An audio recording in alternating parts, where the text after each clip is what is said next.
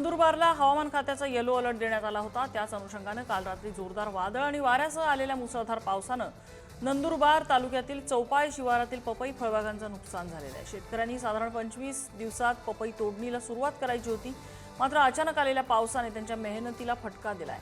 या नुकसानग्रस्त शेतकऱ्यांशी आमचे प्रतिनिधी आफ्ताब खान यांनी संवाद साधलाय।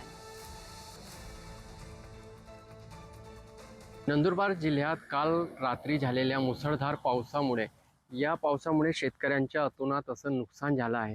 आपण पाहू शकता, आपण एका नंदुरबार तालुक्यातील पूर्वी पट्ट्यात असलेल्या शेतात आहात। या शेतात पपई लागवड शेतकऱ्यांनी केली होती, मात्र रात्री जोरदार वादळ वाऱ्यासह आलेल्या पावसामुळे अक्षरशः झाडे खाली पडले आहेत आणि पपईचे मोठ्या प्रमाणात नुकसान झाले आहे।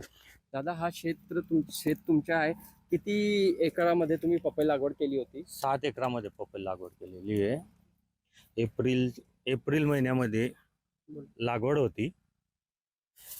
साधारणतः पुढच्या महिन्यात पीक काढणीला येणार होते, पण काल संध्याकाळी जो वारा आला त्याच्यात फार नुकसान झालेलं आहे। त्यात पपई पीक गेली, केळी गेली, कापूस होता, मिरची होती, त्यात लाखोंचे नुकसान झालेलं आहे शेतकऱ्यांचं।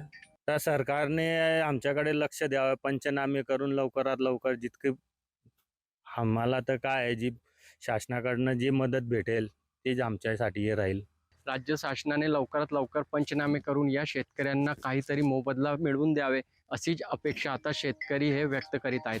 आफ्ताब खान, पुढारी न्यूज, नंदुरबार।